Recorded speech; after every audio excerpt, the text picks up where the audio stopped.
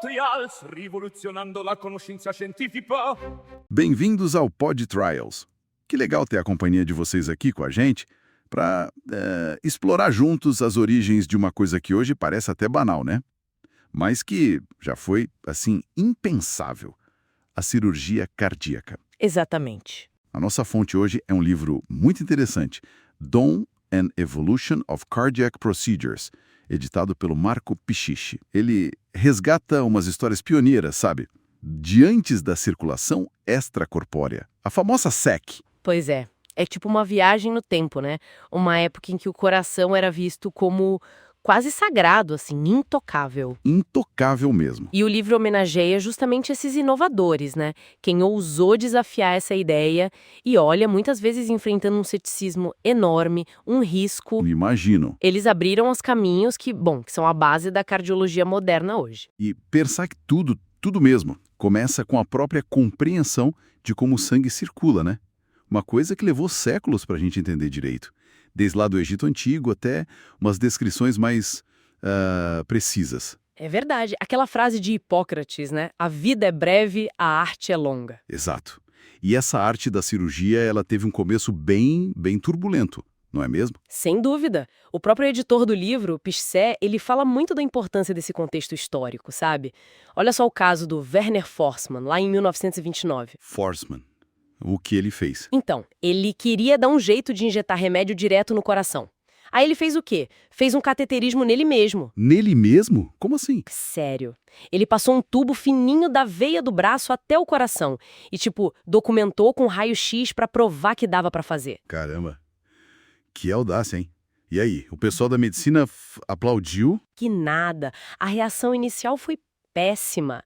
Ele foi demitido. O chefe dele chamou ele de palhaço. Imagina. Nossa, que injustiça. Total. Só décadas depois, lá em 1956, é que veio o reconhecimento. Ele ganhou o Nobel, né? Dividiu com o Cornand e o Richards. Ah, eles que aprimoraram a técnica depois, né? Isso. Nos anos 40, eles refinaram o cateterismo direito, para medir pressão, fluxo sanguíneo, o tal do débito cardíaco, usando o princípio de Fick. Mas mostra bem como uma ideia muito nova pode ser recebida mal, né? Com certeza. E essa resistência devia ser ainda maior para operar o coração diretamente, né? Devia dar um medo. Exato. Tinha um médico famoso, Boerhaave, no século XVIII, que disse: ferida no coração é mortal. Ponto final. Nossa. Mas aí a necessidade fala mais alto, né? Começaram a surgir umas ideias de drenar o pericárdio, aquela bolsa em volta do coração, mas a virada mesmo assim foi com a tentativa de costurar, de suturar o coração. Suturar o coração. Quem teve essa coragem? Olha, teve o Guido Farina, em Roma, 1896.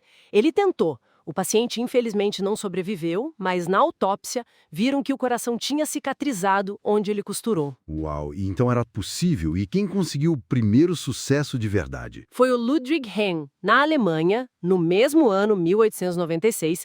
Ele conseguiu, suturou uma facada no ventrículo direito de um rapaz e o rapaz sobreviveu. Esse é o marco zero, sabe? O nascimento da cirurgia cardíaca. Que incrível. 1896. E teve mais gente tentando logo depois? Teve. Imagina o Luther Hill nos Estados Unidos em 1902. Ele fez uma cirurgia parecida que deu certo numa mesa de cozinha com um lampião para iluminar. Numa mesa de cozinha, não acredito. Era enorme no começo. Entendi. E além de ferimento, tinha outros problemas sérios, tipo embolia pulmonar, né? Aquele coágulo que vai para o pulmão. Como faziam sem a SEC? Era uma corrida desesperada contra o tempo. O Trendelenburg, lá na Alemanha, estudou muito isso em animais. Ele desenvolveu uma técnica para abrir a artéria pulmonar e tirar o coágulo. Nossa, que tenso. Muito. Era heróico, mas o tempo para fazer isso era mínimo, sabe? Pouquíssima gente sobrevivia. Outro desafio gigante eram as válvulas do coração com problema. Tipo a válvula mitral estreita, a estenose mitral. Essa mesma. Era bem comum. E aí teve o Sir Henry Salter, em 1925. Ele fez uma coisa assim revolucionária. Usou o próprio dedo. O dedo? Sim. para dilatar a válvula dessa moça entrando pelo átrio e ela melhorou. Só que ele nunca mais fez a cirurgia. Vai saber, talvez por falta de paciente ou o pessoal achando loucura. Que pena. Pois é. A técnica só foi ressuscitada nos anos 40 com o Bailey e o Harkin, lá nos Estados Unidos. Eles desenvolveram a valvuloplastia usando o dedo ou até uns instrumentozinhos, os valvulótomos, para abrir a válvula. Deu muito mais certo. E a válvula aórtica? Essa devia ser mais difícil ainda, né? Nossa, sim! Operar ali era quase um tabu. As primeiras tentativas foram meio no escuro, sabe? O Tuffier tentou dilatar com o dedo em 1912. Depois, o Ruffnagel teve uma ideia diferente para quando a válvula não fechava direito, a insuficiência aórtica. Qual foi a ideia dele? Ele pensou numa válvula artificial, mas colocada na aorta descendente, tipo fora do coração mesmo. Uma solução bem criativa para a época. Muito criativo mesmo. E para levar mais sangue para o próprio músculo do coração. A revascularização, como a gente chama hoje. Já pensavam nisso? Pensavam, as ideias são mais antigas do que a gente imagina. Um cara chamado Fieschi, na Itália, em 1939, teve a ideia de ligar umas artérias do tórax, as mamárias, para tentar forçar mais sangue a ir para o coração por outros caminhos. Que interessante. E funcionou? Parece que sim, ele publicou resultados bons. Teve o Beck nos Estados Unidos, que tentou outras coisas, tipo criar aderências no coração para estimular vasos novos. Mas o passo que lembra mais o bypass de hoje veio lá da União Soviética. É mesmo. Conta mais. Um pesquisador chamado Vladimir Demikov. Em 1953, ele fez o primeiro bypass coronário experimental num cachorro que deu certo. Ele ligou uma artéria direto num vaso do coração do cachorro. E alguns desses animais viveram bastante tempo. Caramba! Em 53. E esse Demikov fez mais coisas? Muito mais. Ele foi um pioneiro incrível, mas pouco reconhecido no Ocidente na época. Ele também fez os primeiros transplantes de coração experimentais em animais. Tanto o heterotópico, que é um coração extra no corpo, quanto o ortotópico, no lugar do original. Transplante. Antes da SEC. Sim, tudo experimental em animais, claro, mas ele mostrou que era possível. Alguns animais sobreviveram até 30 dias. O trabalho dele só foi ficar mais conhecido aqui bem depois. Que história! E as crianças? Aquelas que nasciam com problemas no coração?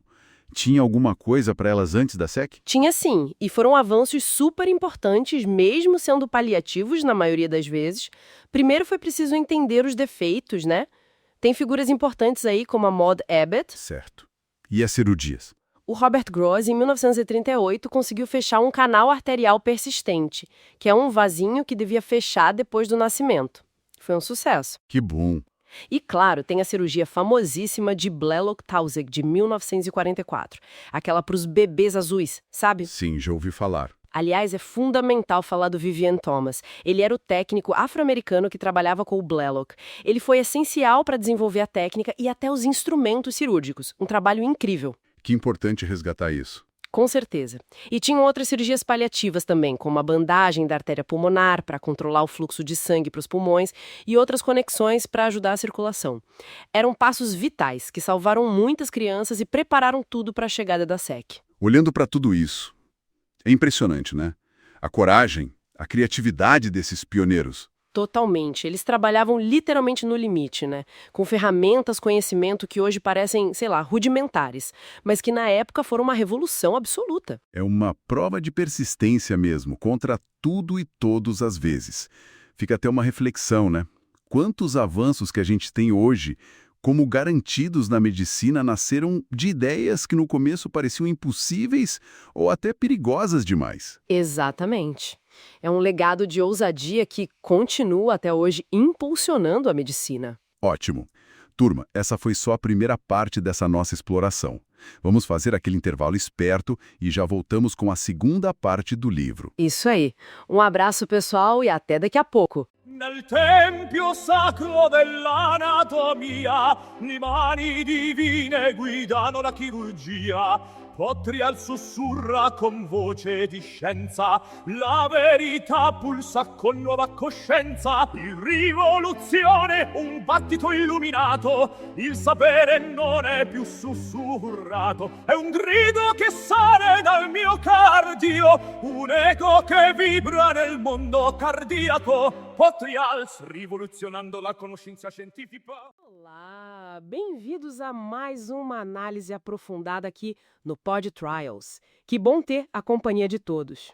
Olá, é um prazer estar aqui. Hoje a gente mergulha nos capítulos bem interessantes do livro Evolution of Cardiac Surgery and Interventional Cardiology. Vamos fazer uma viagem pela história, sabe? Descobrir aqueles momentos cruciais que moldaram a cirurgia cardíaca e a cardiologia intervencionista como a gente conhece hoje. Uma jornada e tanto, viu? Marcada por desafios, assim, gigantescos, muita engenhosidade e decisões que mudaram tudo. Abriram caminhos que antes eram, inimagináveis por tratamento do coração. Exato. E o ponto de partida, acho que a grande questão era: como operar um coração que precisava ficar parado? Isso levou à busca pela circulação artificial, a famosa SEC, né? Justamente. A circulação extracorpórea. Os capítulos 11, 12 e 13 detalham bem essa busca. Sim, falam das primeiras ideias, tipo as do Legaló e aquela máquina impressionante do Brukhonenko lá na Rússia nos anos 20, 30, o autojetor. Isso. Ele já usava oxigenadores de bolhas e fazia experimentos com hipotermia profunda em cães. Quer dizer, ele estava muito à frente do tempo dele. Totalmente, ele meio que previu o futuro da CSC, né? Pena que o trabalho dele foi interrompido pela Segunda Guerra e depois ficou meio na sombra do sucesso clínico do Gibbon. Pois é, o Gibbon, nos Estados Unidos, em 1953, fez a primeira cirurgia bem-sucedida usando o CSC total. Aí sim, foi o marco clínico que deu início a essa nova era. Mas antes disso, na América do Norte, a coisa estava fervendo também, né? O Dr. Lili Haim, em 54, que história, ele usou uma técnica super ousada, a circulação cruzada. Ah, sim, onde o pai servia como máquina coração-pulmão para o filho durante a cirurgia. Uma coisa... Nossa, hoje parece inacreditável. Imagina os riscos envolvidos. Gigantescos. Era uma solução temporária, de altíssimo risco, mas mostra a determinação da época, a urgência em achar um jeito. E abriu caminho, né? Com certeza. E, ao mesmo tempo, a hipotermia ganhava força, como diz o capítulo 13. A ideia de resfriar o corpo para diminuir a necessidade de oxigênio. Exato. O Bigelow foi um pioneiro nisso. E aí o Lewis e o Taufik, em 1952, conseguiram fechar um defeito septal atrial usando só a hipotermia para fazer uma parada circulatória temporária. Depois essa técnica acabou sendo integrada à CSE. Faz sentido. Bom, com cirurgias tão complexas se tornando possíveis, a anestesia teve que evoluir junto, né?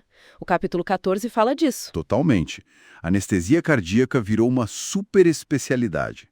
O anestesista precisou dominar o manejo da CSA, entender as novas cirurgias, as valvares, as coronarianas, tudo muito novo e complexo. E aí surgiram as UTIs também, né, nos anos 60, para cuidar do pós-operatório. Exatamente. Um cuidado intensivo que não existia antes. E nos anos 70 veio outra revolução, o catéter de Swan-Ganz. Ah, o Swan-Ganz. Para monitorar tudo ali dentro, né? Basicamente uma janela para o coração e para os pulmões. Isso.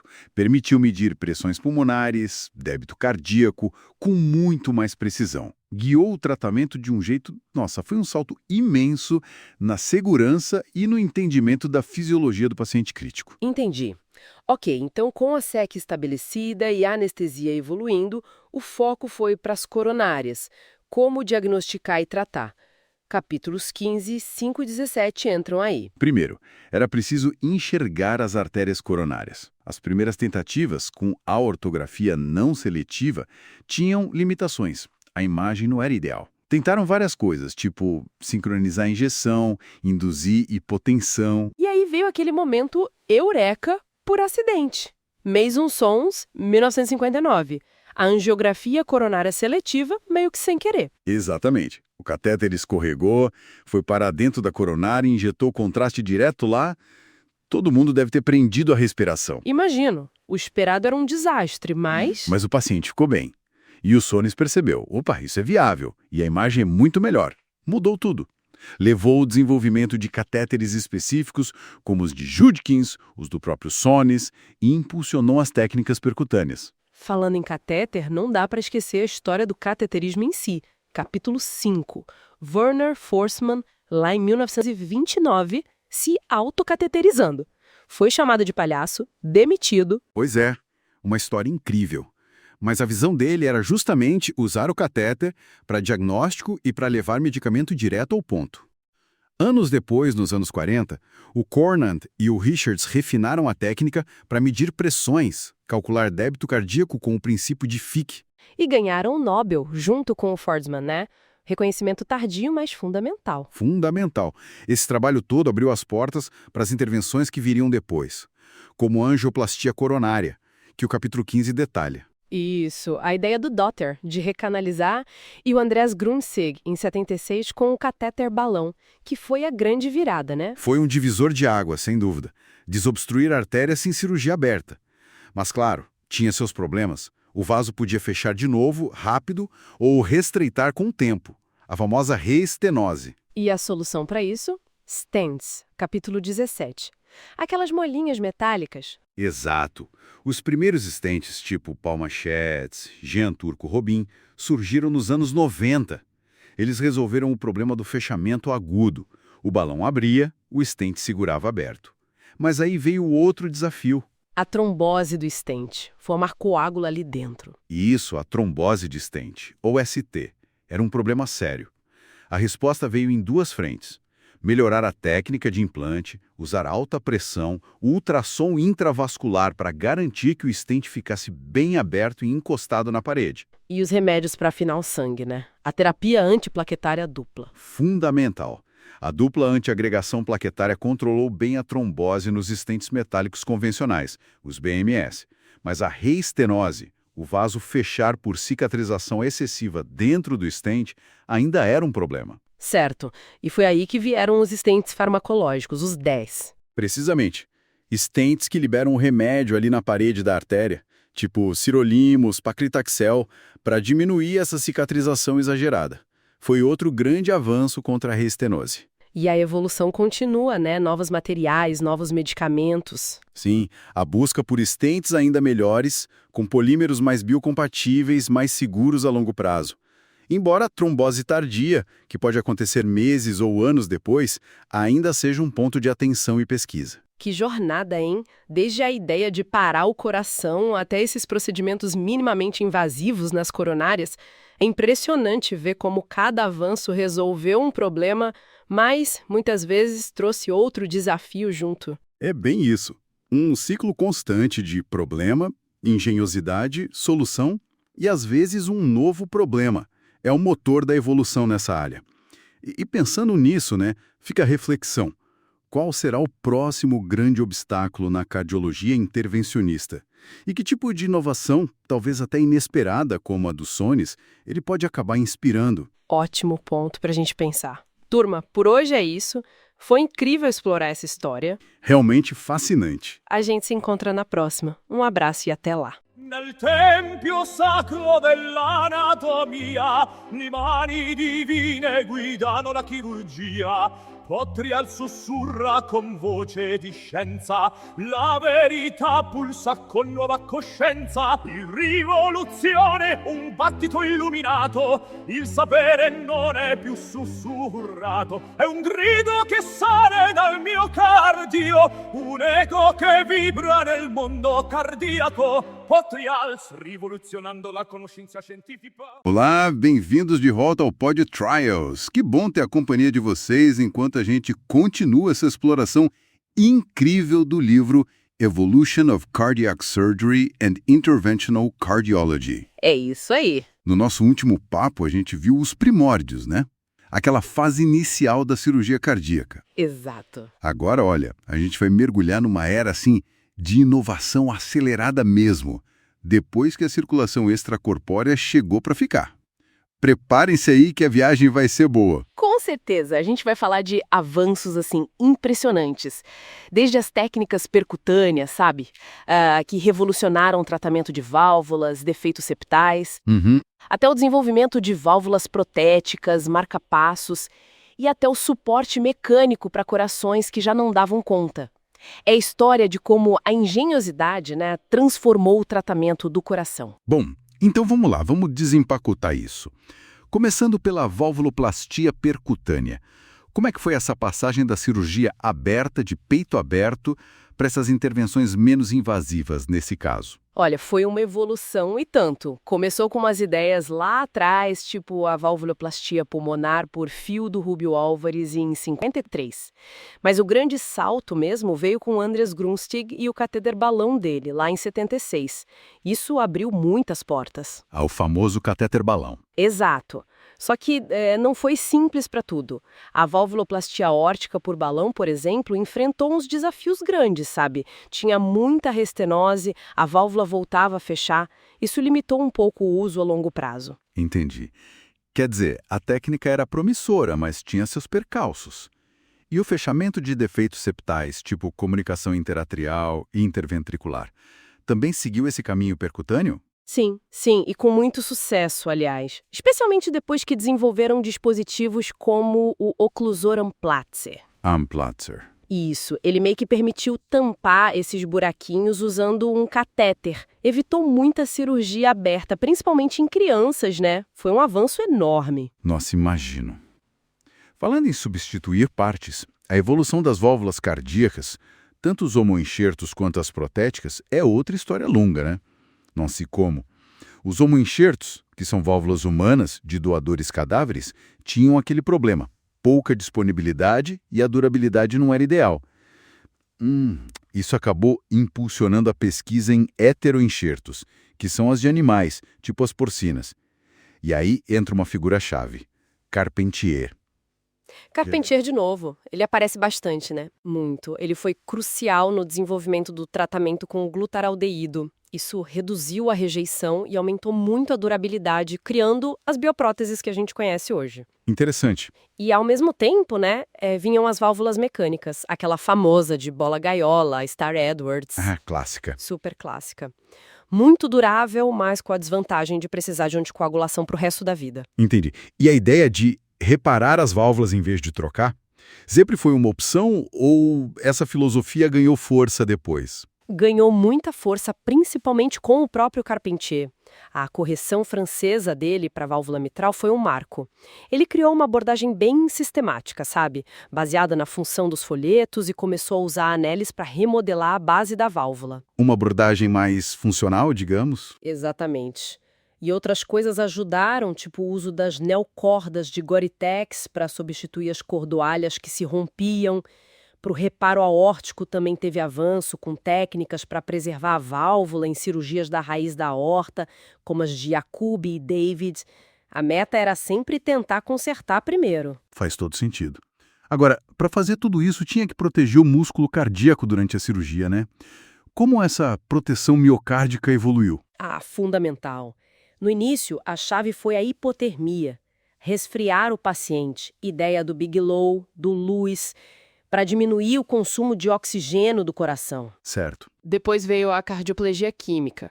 Soluções para parar o coração de forma controlada e segura. Teve a solução de Melrose, que deu uns probleminhas, mas aí evoluiu para soluções cristalóides, tipo a Santa Thomas, e também as sanguíneas. E até o jeito de entregar a solução mudou, né? Além da via normal pela aorta, veio a cardioplegia retrógrada, pelo seio coronário, para garantir que chegava em todo lugar. Nossa, quanta coisa para garantir a segurança do coração parado.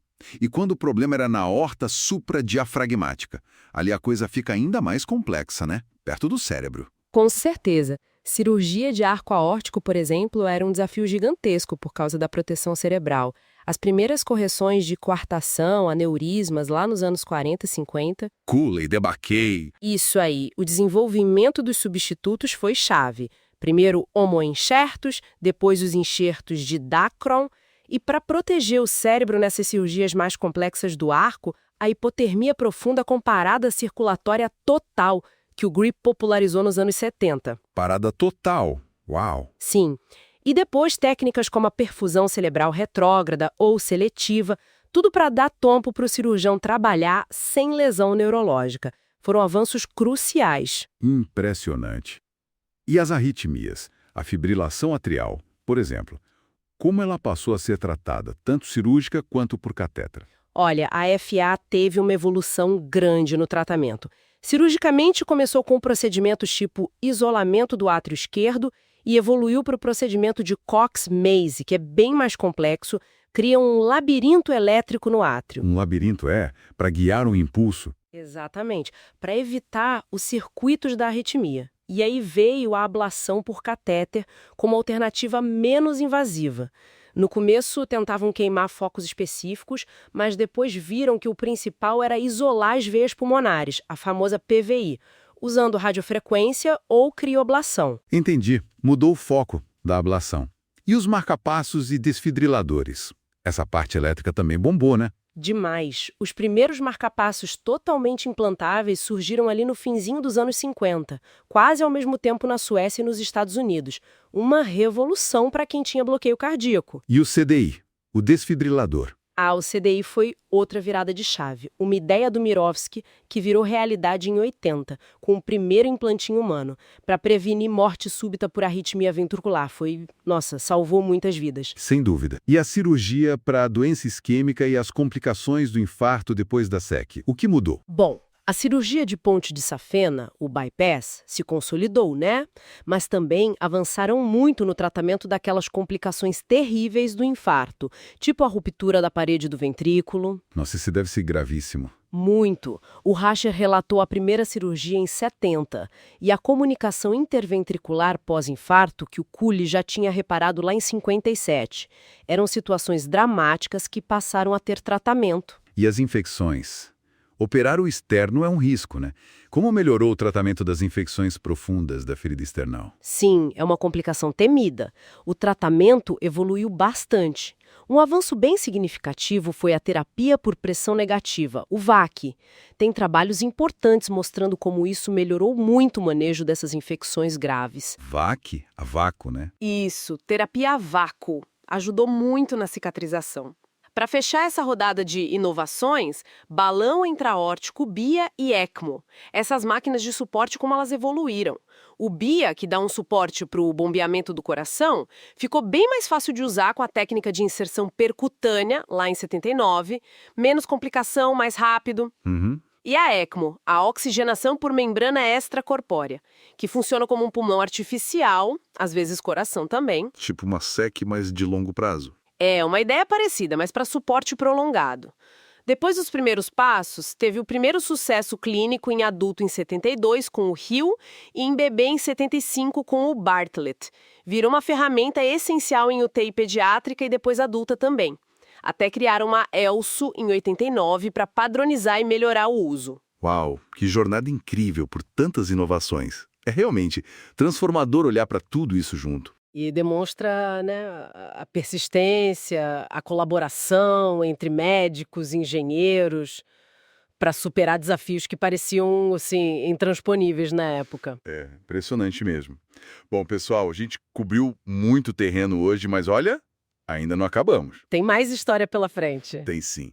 Fiquem ligados aí, que a gente vai fazer aquele intervalo esperto e já voltamos com a última parte da nossa análise deste livro fascinante. Isso aí. Um abraço à turma e até daqui a pouco. Nel tempio sacro dell'anatomia, mani divini guidano la chirurgia. O trial sussurra com voce di scienza, la verità pulsa com nuova coscienza.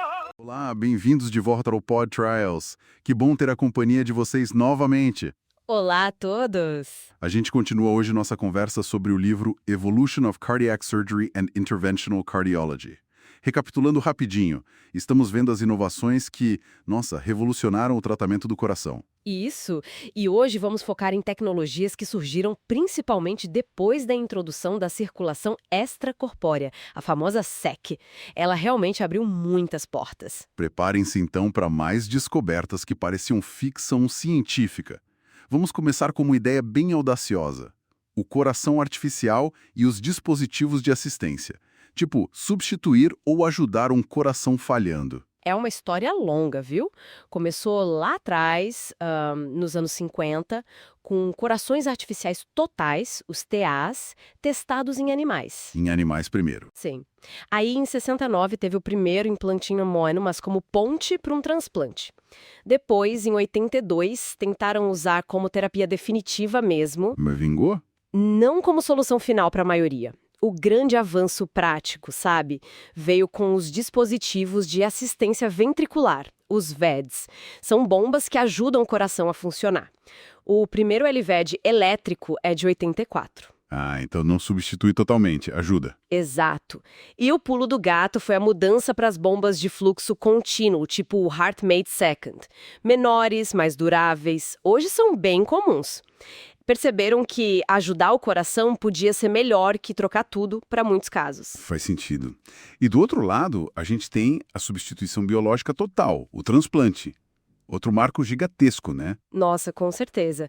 E é super importante lembrar do Vladimir Demikov, lá na Rússia. Muitas vezes ele não recebe o crédito merecido. O que ele fez? Já nos anos 40 e 50, ele fazia transplantes em cães, tanto os heterotópicos com coração novo em paralelo, quanto os ortotópicos, que é a substituição mesmo. Uau, nos anos 40. Pois é. Aí o Norman Shumway aperfeiçoou a técnica e o Christian Barnard fez o primeiro em humano em 67. Depois, as técnicas foram evoluindo, da biatrial para bicaval, que é como as veias grandes são ligadas. Para melhorar o fluxo, imagino. Isso, para otimizar o fluxo e diminuir complicações, como arritmias. Mostra um entendimento cada vez maior, né? É, e enquanto isso acontecia nos adultos, a CEAC teve um impacto enorme na cirurgia pediátrica, certo? Para as crianças com problemas congênitos. Exatamente. O Walton Liu Hay é uma figura central aí, considerado o pai da cirurgia de coração aberto. Por quê? Antes mesmo da CC ser rotina, ele criou a circulação cruzada em 54, uma técnica super ousada para a época. Ele também ajudou a desenvolver o oxigenador de bolhas, fez o primeiro implante de marca-passo, começou a reparar válvulas. Nossa, pioneiro em várias frentes. Totalmente. E com a CSC estabelecida, deu para corrigir defeitos bem mais complexos nas crianças, buscando sempre fazer reparos biventriculares mais cedo e com mais segurança. A evolução não parou, né? Veio a busca por cirurgias menos invasivas. Isso, sair daquela abertura total do peito, a esternotomia, para acessos menores, o port access, incisões pequenas, em J, Z. Mas imagino que não seja simples. De jeito nenhum. Exige uma curva de aprendizado grande, falam em uns 40, 50 casos por ano para manter a mão, sabe? E o ápice disso foi a cirurgia robótica. Ah, o robô da Vinci? Ele mesmo. A tecnologia veio lá da área militar, da DARPA, e a Intuitive Surgical popularizou com o Da Vinci. O primeiro procedimento cardíaco robótico foi em 97. Menos invasão, mais precisão. Incrível. O que nos leva a talvez um dos avanços mais... Uau! Trocar a válvula aórtica sem abrir o peito, TAV, né? Exato. TAV ou TAVR. É impressionante pensar nisso. Teve gente tentando dilatar a válvula lá no começo do século XX, mas o desenvolvimento-chave foi o cateterismo, com Forsman, Cornan, Richards. Aquela turma do Nobel. Essa mesma. Aí o Grundzig fez a primeira angioplastia com balão em 77. O Alain Cribier adaptou a ideia para a válvula aórtica, fez a valvuloplastia com balão em 85 e o passo fundamental, o primeiro TAV, em 2002. Como funciona basicamente? Eles levam a válvula nova por um catéter, geralmente pela perna, até o coração e implantam no lugar da antiga. Depois vieram as válvulas autoexpansíveis, como a Quorivalve em 2005, e junto desenvolveram as válvulas sutureless, sem sutura, que agilizam a cirurgia minimamente invasiva também. Turma, chegamos ao fim dessa jornada pela história da cirurgia cardiovascular. Espero que a gente tenha conseguido entregar uma narrativa agradável e cativante para conseguir prender a atenção. Foi uma viagem no tempo fascinante, né? Ver como a ousadia e a pesquisa mudaram tudo. Essa análise do Down and Evolution of Cardiac Procedures foi um refresco, uma leitura mais descontraída para relaxar, para descansar um pouco nosso cérebro, sem sair do nosso objetivo. E a família aqui do Pod Trials só pode agradecer ao Dr. Marco Picchet do San Filippo Neri Hospital em Roma, Itália. Foi ele que escreveu essa obra-prima. Com certeza. Um trabalho fantástico de compilação. E fica a pergunta, né? Com tanta evolução, o que será que vem por aí nas próximas décadas? É esperar para ver as próximas fronteiras. Um abraço para todos os ouvintes e até mais. Potriales, rivoluzionando la conoscenza scientifica, soprano tono drammatico e appassionato, o cuore mio, battito ribelle, un turbine di luce segreto. Potriales, fausa orchestra accende l'emozione, nel tempio sacro dell'anatomia, le mani divine guidano la chirurgia. Potrial sussurra con voce di scienza, la verità pulsa con nuova coscienza. Il rivoluzione, un battito illuminato, il sapere non è più sussurrato, è un grido che sale dal miocardio, un eco che vibra nel mondo cardiaco. Potrials, rivoluzionando la conoscenza scientifica.